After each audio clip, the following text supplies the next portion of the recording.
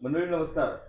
आता आपल्यासोबत आहेत चोपडी जिल्हा परिषद गटाचे महायुतीचे उमेदवार अर्थात भारतीय जनता पक्षाचे ते जिल्हाध्यक्ष आहेत चेतन सिंह अर्थात बाळासाहेब केदार आपल्यासोबत आहेत. मंडळी, सांगोला तालुक्यातल्या एकूण राजकारणामध्ये सगळ्यांचं लक्ष लागून राहिले ते म्हणजे चोपडी जिल्हा परिषद गटावर, आणि या गटाच्या अनुषंगाने चेतन सिंह भैयांचं नेमकं तिथं प्रचाराची यंत्रणा कशी सुरू आहे आणि एकूण निवडणुकीकडे ते कसं पाहतायत, विजयाकडे कसं पाहतायत, या अनुषंगाने आपण त्यांच्याशी चर्चा करूया. माझ्यासोबत आहेत निखिल काटे, लोकसंवाद मराठीचे, आणि मी स्वतः डॉक्टर बाळासाहेब मागळे, सांगोला पार्टी. भैया नमस्ते. निखिल, आपण खरं तर बघितलंय भैयाने चोपडी गटात खूप चांगलं वातावरण तयार केलेलं आहे. तुमच्याकडून पहिला प्रश्न होता. भैयासाहेब, वातावरण जर एकंदरीत चोपडीचं बघितलं, सरांनी सांगितल्याप्रमाणे की एकंदरीत चोपडी गटाकडे संपूर्ण तालुक्याचं लक्ष लागून राहिले. कारण प्रत्येकाच्या मनामध्ये खरं तर संभ्रम होता, परंतु तुम्ही इतक्या ताकदीने त्या चोपडी गटामध्ये काम केलं आणि खरं तर जनमानसामध्ये प्रतिमा त्या ठिकाणी उतरलेली आहे. तर आता प्रचाराच्या खऱ्या अर्थानं आज तोफा थंड होणार आहेत. आज खऱ्या अर्थानं तोफा थंड होतील. त्यामुळे आता ह्या ज्या काही गोष्टी झाल्या एक 8-10 दिवसामध्ये, याच्यामध्ये प्रचार यंत्रणेवरती थोडंसं तुम्ही पहिल्यांदा सांगा.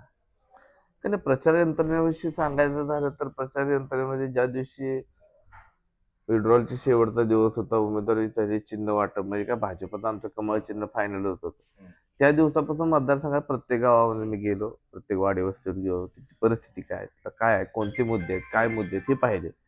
नंतर तिथं केलेला माझे आमदार आदरणीय शहाजीबापू पटेल साहेबांनी केलेल्या मोठ्या प्रमाणात मागच्या 2.5 वर्षात, म्हणजे त्यांना मिळालेलं काम करायला संधीच्या 2.5 वर्षामध्ये केलेला मोठा विकास. सगळ्यात महत्वाचं म्हणजे त्या तिथल्या समस्या ज्या आहेत त्या लाईट, रस्ते, पाणी, शेतीचं पाणी हा सुद्धा विषय.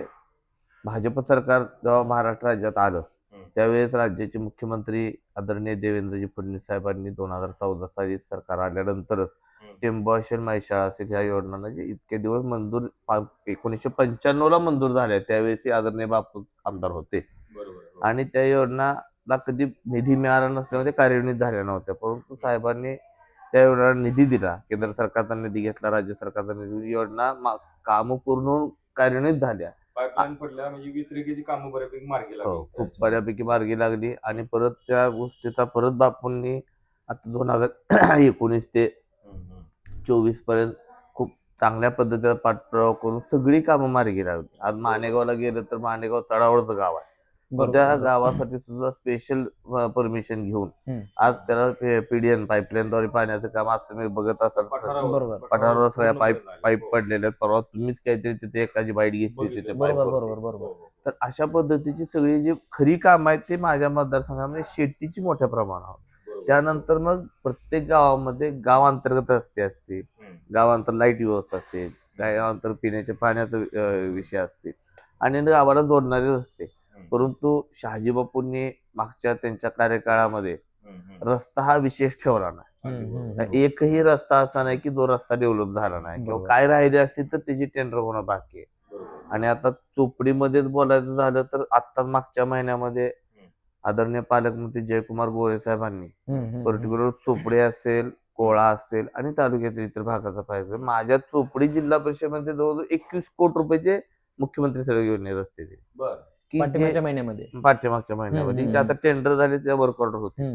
की जे रस्ते आतापर्यंत इतके दुर्लक्षित होते की पावसाळ्यामध्ये जर त्या नागरिकांना जायचं तर स्वतःच्या 2 व्हीलर गावात लावायचं आणि 4-4, 5-5 किलोमीटर चालत जावं लागलं. अशा ठिकाणच्या ह्या गोष्टींची दखल आमचे मार्गदर्शक बाळासाहेब एरंडे आणि मी वैयक्तिक ज्या भाऊंच्या ते निदर्शनास आणून दिल्यानंतर भाऊंनी तात्काळ त्याला अगदी महाराष्ट्रातला एकमेव सांगोला तालुका असेल की त्याच्यासाठी स्पेशली 62 कोटी रुपये भावने गेले. बरोबर.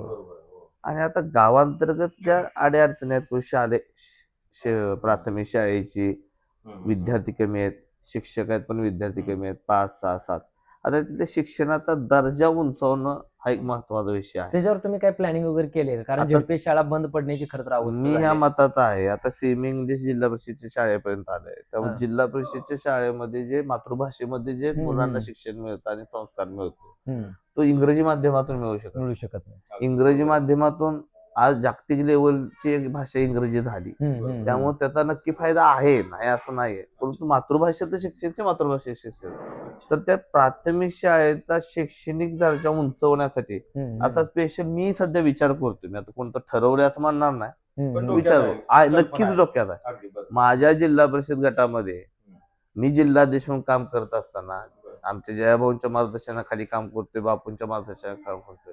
आणि आमचे राज्याचे मुख्यमंत्री आदरणीय देवेंद्रजी हे माझे आयडॉल आहे. बरोबर. त्यांच्या म्हणजे नेतृत्वात किंवा त्यांचा आदर्श घेऊन काम करतो. अगदी बरोबर. तर आता अशा पद्धतीनं नक्की काहीतरी त्या जिल्हा परिषद सदस्य झाल्यानंतर त्या भागाचा असा एकदा कुठल्या तरी अनेक पद्धतीने अशा पद्धतीने विकास करायचा माझ्या डोक्यात आहे की जेणेकरून एक वेगळा जिल्हा परिषद गट म्हणून तो गणला जाईल किंवा त्याचं नोंद घेईल. तुमच्यात असं आहे का रोल मॉडेल बनवायचं? रोल काम मॉडेल बनवायचं. रोल मॉडेल एक रोल वेगळ्याच मॉडेल पद्धतीचं हा. खर तर त्या भागामध्ये त्या जनतेला सुद्धा ते कळलं पाहिजे. आज तुम्ही बघत असाल महाराष्ट्रात काय गाव आहेत आता ते नगरचे हिवरे बाजार वगैरे. हिवरे बाजार असेल, हा, हा. असे अण्णा हम्म. राळेगण सिंधी आहे. असं जिथं काय ते अशी काही गावं आपण पाहून यायची, पण आपण गावं पाहून तशा पद्धतीने आपल्या जिल्हा परिषद गटामध्ये काय करता येईल. गटातली सगळी गावच आपल्याला एक रोल मॉडेल गटच बनवता येईल. हा. रोल बरोबर. मॉडेल चांगल्या पद्धतीने तिथं विकास करता येईल हो. याच्या माध्यमातून. मग आरोग्य सेवा असेल, हम्म, आज हम्म, प्राथमिक आरोग्य केंद्र तिथं आहेत, बरं. पण ते तेवढ्या ताकदीने किंवा चालत नाहीत किंवा तशा पद्धतीने डॉक्टर उपलब्ध नाही, डॉक्टरांची तिथं कमतरता आहे. बरोबर. ते डॉक्टर उपलब्ध करणे, प्राथमिक आरोग्य केंद्र सक्षम करणे. आज हम्म. परवा मी एका वस्तीवर गेल्यानंतर आपल्या सांगोल्यातले प्रख्यात डॉक्टर बनसोडे म्हणून आज हे आपलं काय कुठलं हॉस्पिटल आपल्या ते स्पंदन. स्पंदन नाही मला नाव अच्छा, आठवलं. बरं. हा, हा. पलीकडचा मोठं हॉस्पिटल दक्षता हा दक्षता हॉस्पिटल. हॉस्पिटल. बरं, बरं. दक्षता हॉस्पिटल बनसोडे डॉक्टरांच्या वस्तीवर मी गेलो तेव्हा वडील भेटले होते. मग तिथं काय मंडळी मला महिला मंडळी भेटली तेव्हा ते म्हणले आम्हाला दवाखान्यात जायचं म्हणलं तर आमच्या डॉक्टर सांगोल्याला जावं लागतं. आज तिथून सांगोल्याला यायचं म्हणलं तर बरोबर. ज्याच्या आर्थिक सोबत आहे तो येऊ शकेल हो, पण गोरगरीब जनतेला सांगोल्याला येणं म्हणजे एक दिवस पूर्ण न दवाखाना परवडणारं देखील आहे आणि सुविधा तिथे उपलब्ध आपल्याला आहे. अशाच सुविधा मिळाली पाहिजे. सुविधा हम्म. तिथं उपलब्ध व्हाव्यात अशासाठी काम पण करणं. आता तिथं भाऊ दुसरा एक महत्वाचा विषय असा आहे की तुम्ही सांगितलं की माणेगाव जे आहे ते अगदी उंचावरती असणार हे गाव आहे. मग असं तुमच्या आता चोपडी गटामध्ये खरं तर तुम्ही वेगवेगळ्या भागात गेला, वेगवेगळ्या गावामध्ये गेला, वाड्यावरती गेला, वस्तीवरती गेला, लोकांच्या गाठीभेटी झाल्या. पण समस्या जी प्रामुख्याने होत्या त्याच्यामध्ये पाण्याची समस्या शेतकऱ्यांसाठी अतिशय महत्वाची आहे. त्यासाठी त्या ठिकाणी अजून भागामध्ये पाणी आल्यानंतर तिथं काय विकास डेव्हलपमेंट ह्या संदर्भात काय विषय किंवा आता चर्चा? विकास डेव्हलपमेंट म्हणतो आता डाळिंबमध्ये तेलकट आल्यानंतर डाळिंब गेला तर परत डाळिंबाच्या लागवडी वाढायला लागली, केळीच्या लागवडी वाढायला त्या लागली, भागामध्ये पेरूच्या लागवडी वाढायला लागली. सिमला मिरची वगैरे. पण तिथल्या बागायत शेतकऱ्यांनी त्या वेगवेगळे जसं- संशोधन केंद्र वगैरे असं काय डोक्यात आयडिया वगैरे आहे का आता येणाऱ्या काळामध्ये आपल्याला? माझ्या डोक्यात काय सांगोला म्हणजे मी बरेच दिवसापासून डोक्यात आहे. अनेक वेळा मी अनेक जणांना बोललोय. सांगोल्यामध्ये डाळिंबावर फळ प्रक्रिया उद्योग एखादा कोणता मोठ्या स्वरूपावर उभा करता येतोय का, हा एक अच्छा. म्हणजे सगळ्यात विचाराधीन महत्वाचा विचार आहे विषय. की हो. जेणेकरून डाळिंबाचं क्षेत्र इथं मोठं आहे. आणि तसं जर शेतीचा विषय जर तुम्ही पाहिला तर नक्कीच बागायत क्षेत्रामध्ये पैसे, पण डाळिंबामधनं मिळणारं जे उत्पन्न आहे त्याचं जर कम्पॅरिझन केलं तर तितकं उत्पन्न दुसऱ्या कुठल्या फळपिकातून बरोबर. मिळत. अगदी बरोबर. अगदी आज गेलं तर आज डाळिंबाला 250 रुपये किलो तर एक नंबर क्वालिटी बरोबर. 2 वर्ष जरी बाग त्याला नाही साधली तर 1 वर्ष झाली तर ती 2-3 वर्षात मागचं मेकअप करतो. बरोबर. अशी जी परिस्थिती आहे अशा पद्धतीनं हे करणे, डेव्हलप करणे. मग दुसरा विषय राहतो गावात अंतर्गत रस्ते. मग तो काय आमच्या जयाभाऊंकडून डीपीडीच्या माध्यमातून 15 वित्त आयोगात आहे त्याच्या माध्यमातून अशा गोष्टीतून त्या बऱ्याचशा गोष्टी करता येतील. आता याच्यात महत्वाचा विषय असा निघतील की आपण बघितलं की बुद्याळचा जो भाग आहे, बुद्याळचा तलाव, तिथल्या आजूबाजूच्या सगळ्या परिघाला व्यापणारा तो तलाव आणि शेतकऱ्यांना थेट लाभ होतो त्या सगळ्या गोष्टीचा. तर भैया आम्हाला तुमच्याकडून एक जाणून घ्यायचंय की बाबा अनेक वेळा काय होतं की शेतकऱ्यांपर्यंत पाणी पोहोचण्याचा अडसर काय ठरतो, विजेचं बिल किंवा ह्या बाकीच्या गोष्टी. तर कारण तुमच्या गटातला मोठा तलाव आहे तर त्याच्याबद्दल काय डोक्यात तुमचं आकलन काय त्याच्याबद्दल? काय करा म्हणजे तिथं काय बुद्याळ तलावाचं पाणी सर्वसामान्य लोकांपर्यंत पोहोचावं, विजेचा प्रश्न राहतो, वीज बिलाच्या संदर्भातला. आता हे बरेच तुम्ही पाहता अशा टेंबू महेशाचे उचल पाण्यावर लाईट बिलामुळे बऱ्याच वेळा प्रॉब्लेम येतो. लाईट बिल सगळी थकीत शासन भरतं. बरोबर. तर आता आमचे नेते राज्याचे मुख्यमंत्री देवेंद्रजींनी आता तुम्ही पाहिला असेल मध्ये काही दिवस पेपरला न्यूजला टीव्ही, आता या सगळ्या प्रकल्पांना सोलरवर करायचे की जेणेकरून तिथे म्हणजे वीज बिलच लागलं. सुरुवातीचा खर्च मोठा होईल परंतु तो कायमस्वरूपी होईल. अशा पद्धतीच्या योजना आता साहेबांच्या डोक्यात आहेत आणि तशा पद्धतीने राज्यात चालू आहे. त्यामुळे अशा पद्धतीने तिथल्या डेव्हलपमेंट तशा पद्धतीने करतील. म्हणजे शासनिक करेल. विखे पाटील साहेबांची विचाराधीन तसंच आहे. आज विखे पाटील साहेबांचं त्यामध्ये खूप मोठा अभ्यास त्यांनी केला. आता बऱ्याच वेळा गेले की साहेब त्या विषयावर बोलत असतात. तर त्यामुळे तशा पद्धतीने करणं सर आपल्याला एक गोष्ट गांभीर्याने घ्यावी लागेल की खरं तर चेतन भैया त्यावेळेस त्या भागामध्ये गेले त्यावेळेस लोकांच्या चर्चा वेगवेगळ्या पद्धतीनं खरं तर समोर आल्या होतं, की बरोबर. आयात केलेला उमेदवार अशा पद्धतीमध्ये लोकांनी खरं तर बोलवलं. पण भैयासाहेब ऍक्च्युअल मध्ये जर बघितलं तर चोपडी गटामध्ये तुम्ही अगदी जाऊन इतका कामाचा धडाका लावला की जनमानसामध्ये तुम्ही मिसळला, लोकांच्या समस्या सगळ्या पूर्ण म्हणजे जो अनेक वर्षापासूनचे प्रलंबित प्रश्न होते त्या प्रश्नावरती पाणी अगदी सोडून तुम्ही ते जे काम होतं ते पूर्ण करून दिलेत. पण लोकांच्या ह्या संदर्भात काय कमेंट किंवा समाधानकारक काय अशा आल्या का गोष्टी काय एक लक्षात घ्या, आज मी जिल्हाध्यक्ष म्हणून काम करतो, जिल्हाभर फिरतो, प्रवास करतो. सांगोल्यामध्ये जन्म घेतला, एक सांगोल्यातच भूमिपुत्र म्हणून. भूमिपुत्र बरोबर, भूमिपुत्र असं मी स्वतः भूमिपुत्र म्हणणार नाही, पण आहे परंतु आपला उद्देश काय की आपल्या ह्या बरोबर. तालुक्याचा विकास व्हावा. आणि आज मी ज्या जिल्हा परिषद मध्ये आरक्षण आहे तिथं महिलेचं आरक्षण होतं. बरोबर आहे, अगदी बरोबर. माझा मानस जिल्हा परिषद लढवायचा हाच होता. महिलेचं आरक्षण होतं, त्या गटामध्ये ओपनचं आरक्षण होतं, जे जनरलचं. अगदी बरोबर. म्हणून मी तिकडे, पण तो भाग सांगोल्याचा तालुक्यातील एक भाग आहे. सांगोल्यातलाच भाग आहे. पण मी शेवटी आपण तालुक्याचं काम बाहेर करत आलो असतो. बाहेर आलो त्या गटामध्ये मतदाराचे नाव आहे ना, एवढाच माझा हे आहे ना. पण सांगोला आज मी काम करताना तालुक्यासाठीच काम पण ती करतो. भाऊ तुम्ही ओळख पुसून काढली तिथली की बाहेरचा ही जी शब्द होता हा 100% खोडून आता निघालाय पूर्ण तिथं. वेगळं वातावरण निवडलेलं आहे. काम करायचं तुमच्या डोक्यात असल्यानंतर तुम्ही जर विकासाचा मुद्दा घेऊन डोळ्यासमोर घ्या तर तुम्ही या महाराष्ट्राच्या राज्यात कुठल्याही कोपऱ्यात जाऊन काम करू शकता. बरोबर, इच्छाशक्ती महत्वाची आहे. कोण काय बोलतं त्याच्याकडे मी कधीच लक्ष देत नाही. मग कधीही मी कधी टीका टिप्पणी करत नाही, करणारी नाही. आता तोच मुद्दा पुढे नेऊया आपण. खर तर चोपडी जिल्हा परिषद गट हा शेकापचा बालेकिल्ला राहिलेला आहे आणि स्वर्गीय भाई गणपतराव देशमुखांनी एक संस्कृती तालुक्याला घालून दिली. आरोप प्रत्यारोप, खालच्या पातळीवरची टीका. परंतु शेकापच्या बालेकिल्ल्यात जाऊन तुम्ही एवढी लोकांची मनं जिंकली, त्याचं रहस्य नेमकं काय? कारण तुमच्यावर इथं कुणाची टीका होत नाही, तुम्ही कोणावर टीका करत नाही आणि इतक्या मोठ्या गटामध्ये की जे एका पक्षाचं त्या ठिकाणी हे होतं, ती लोक तुम्हाला स्वीकारतायत सध्या. एक सांगतो, स्वर्गीय भाई गणपतरावजी देशमुखांच्या मार्गदर्शनाखाली किंवा त्यांच्या नेतृत्वात सांगोला तालुक्यात गेली सातत्यानं 50 ते 60 वर्षे अनेक विकासाच्या मुद्द्यावर आमदार साहेब लढत राहिले. तुम्ही पाहिलं, बघितलं. हो. त्या सगळ्या गोष्टींची दखल घेऊन ते ज्या मुद्द्यावर लढले त्या मुद्द्याची दखल घेऊन भारतीय जनता पार्टीनं सगळ्या गोष्टी त्या मार्गी लावल्या. त्यासाठी शहाजी बापू या 95 ला आमदार झाले, त्यावेळेस ते लढत होते. बरोबर. त्यावेळेस सुद्धा बापू आणि आमदार साहेब विरोधी निवडणुका लढले, परंतु परत विकासाच्या मुद्द्यावर त्यांची एक वाक्यता असायची. आता मी अगदी बरोबर. सांगोल्यामध्ये कायम पाहिलेले की विकासाचा मुद्दा आला की स्थानिक मंडळी एकत्र येतात. हम्म, त्यावेळेस बापू आमदार होते, सरकार भाजप सेनेत होतं, हम्म, पण बापूंनी ह्या गोष्टी मार्गी लावल्या. हम्म, नंतर साहेब आमदार राहिले, सरकार विरोधी राहिलं, साहेबांनी अनेक वेळा ते विषय मांडले, पाणी परिषदा घेतल्या, सगळं झालं, परंतु त्याची दखल त्या पट्टीत घेतली जात होती. नादी लावणे प्रकार केला जात होता आणि बरोबर. साहेबांना मर्यादा येत होत्या. ज्यावेळेस या गोष्टी 14 ला भाजपचं सरकार आलं, साहेब आमचे देवेंद्रजी मुख्यमंत्री झाले, त्या गोष्टीचं त्यांनी घेतलेल्या ह्याचं त्यांनी दखल घेऊन त्या योजना मार्गी लावल्या. त्यांचे शब्द पुढे नेले किंवा त्यांची स्वप्न पूर्ण करण्याचं काम केलंय करताना. हे असं असल्यामुळे ते ज्या पद्धतीनं काम करायचे तो विचार मी असू द्या, बापू असू द्या, बापू तर आमचे नेते आहेत, त्या पद्धतीने काम करतोय. बरोबर आहे, तो अगदी बरोबर आहे. त्यांच्या डोक्यातलं जे विजन आहे सांगोल्याकडे बघायला, जे होतं आमदार साहेबांचे, बरोबर. ते पूर्णत्वास न्यायचं काम शहाजी बापूही करतायत. शहाजी बापूंच्या मार्गदर्शनाने आम्हीही करतोय. बरोबर. आणि त्या मुद्द्यावर काम असं काय कधी वेगळं स्वीकारायचा विषय. आणि शेवटी विकासाच्या मुद्द्यावर चाललाय तुम्ही, त्यामुळे तुम्हाला तसा विरोध पण होणार. विकासाच्या दृष्टीने चालत असताना परवा जयभाऊंची खरं तर नाझऱ्यामध्ये बैठक जाहीर सभा सुद्धा झाली. त्यामध्ये जयभाऊंनी खरं तर त्या विकासाचं नंदनवन करण्यासारखा विकास निधी जो होता त्या सभेमधून दिला. याच्यावर भाऊ काय लोकांच्या प्रतिक्रिया आल्या की जेणेकरून आमचे प्रश्न बऱ्याच दिवसापासून प्रलंबित होते? कारण आपला विषय कुठल्याही राजकीय संस्कृतीत धक्का लावणे किंवा टीका टिप्पणी न करता आपण विकासाच्या मुद्द्यावरची चर्चा केली कधी चांगली. एक आहे तुम्हाला सांगतो नक्की, ह्या सगळ्या जयाभाऊने दिल्या ज्या मागण्या नाझऱ्यामध्ये सभा होती त्या नागरिकांच्या होत्या. मी तिथे फिरताना लक्षात येत होतं, जिथे जिथे गेल्यानंतर गेलो लक्षात, त्या मागण्या मी एका कागदावर टिपल्या होत्या बरोबर. आणि फक्त मी भाऊंसमोर ठेवल्या.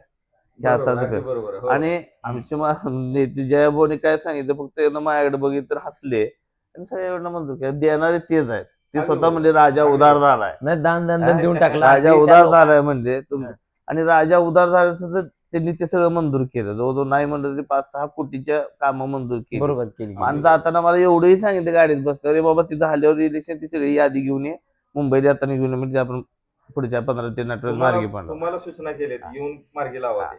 आणि माझ्याकडून करून घ्या. हा आणि बापूंनी विशेष भावना सांगितलं म्हणजे राजा खरंच उदार झाला. बापू त्यांच्या म्हणजे मजेदार भाषेत गाडीत भावना बोलत. बापूंना सुद्धा लक्षात येते कामं कशी करून घ्यायची. बापू दिलदार मनाचा नेता आहे. काय काय बापू ज्या सोबत जेव्हा असतात तेव्हा प्रामाणिकच राहतात. आणि जिथं म्हणजे विरोधाला विरोध, राजकीय विरोध, वैयक्तिक विरोध बापूंनी मी अगदी लहानपणापासून बापूंना ओळखतो, असं कधी केलं नाही. आणि आमदार स्वर्गीय आमदार भाई गणपतराव देशमुख साहेबांसोबत मी काम केलं. मला ते माझं भाग्य आहे, त्यांच्यासोबत मला काम करायला मिळालं. भारतीय जनता पक्षाचा प्रवास जेव्हा माझा सुरू होणार होता त्यावेळेस त्यामध्ये सुद्धा स्वर्गीय गणपतराव देशमुख साहेबांनी मला दिशा भविष्याच्या दृष्टिकोनातून हे तुमचे ते विचार आहेत, तुम्ही त्या विचारात वाढलेले आहात, तर त्या विचारांना जाणं बरं होईल. असा माझा राजकीय प्रवास सुरू झाला आणि त्या पद्धतीने आपण काम करतो. त्यामुळे त्या जनतेनं ह्याला स्वीकारलं असेल असं मला वाटतंय. आता शेवटी ते तुम्हाला. पण आता याच्यामध्ये भाऊ परवाच्या दिवशी मतदान आहे, म्हणजे 7 तारखेला मतदान होते. आज प्रचाराचे मी पहिल्यांदाच सांगितले की तोफा ज्या आहेत त्याच थंड होणार आहेत. आणि परवाच्या दिवशी मतदान आहे, त्या भागामध्ये तुम्ही प्रचार प्रसार करत असताना जे आता आजपर्यंत नागरिक भेटले, तर आपण कारण समारोपाकडे येणं आता गरजेचं आहे. आव्हान साधारणतः कारण साधारणपणे आव्हान या मतदारांना काय राहील की जेणेकरून त्या चोपडी गटातील किंवा एक जिल्हाध्यक्ष म्हणून संबंध तालुक्यातील जी भारतीय जनता पार्टी म्हणून तुम्ही ज्या ठिकाणी शिटा लढवत आहे त्या सर्व मतदारांना तुम्ही काय आव्हान करता?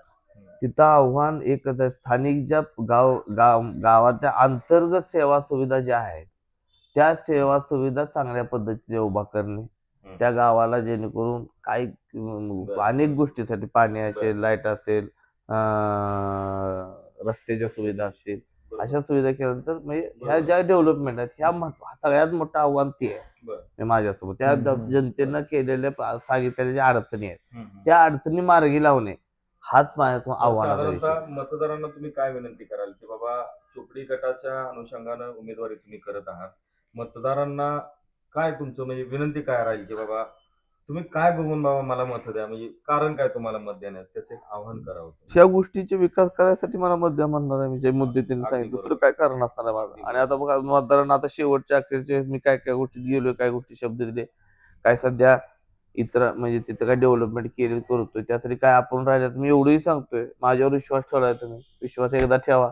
मी फसवणारा नेता नाही, बघा फसवती नाही. सत्तेत सरकार आहे, तुम्ही स्वतः ऍक्टिव्ह आहात, तरुण आहात, स्वच्छ प्रतिमा आहे तुमची सगळ्या अनुषंगानं, तर हा मुद्दा घेऊन आपण अपेक्षा व्यक्त करा. नक्कीच सरकार आहे, आदरणीय देवेंद्रजी मुख्यमंत्री आहेत, जयाभाऊ पालकमंत्री आहेत, हे दोन नेते असे आहेत, शहाजी बापू आहेत पाठबळाला, ह्यांच्या भक्कम पाठिंब्यामुळेच मी तिथं आश्वस्त करतोय. मी तेवढा मोठा आहे म्हणणार नाही, आमचं कमळ मोठा आहे.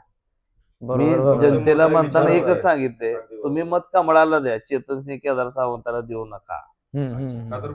विकासाचा मुद्दा कमळ आहे, राज्यात कमळ, देशात कमळ, जिथं कमळ तिथं विकास आहे. कमळ चिखलात सुद्धा उमलतं हे तुम्हालाही माहिती. बरोबर बरोबर. त्यामुळे त्या मुद्द्यावर मी मला द्या मत म्हणून कुणाला मत माघारी गेलो किंवा तुमचं मतरूपी आशीर्वाद मला तुम्ही 7 तारखेला द्या, नंतर तुमचा सेवक म्हणून 5 वर्ष काम करेल आणि कमळाच्या पाठबळावर करेल, हे माझा मानस. संधीचं सोनं 100% त्या भागामध्ये केलं जाईल अशा पद्धतीचा भविष्यवास या ठिकाणी व्यक्त तर मंडळी आपण बघितलं की चेतनसिंह केदार यांची आपण संवाद साधला.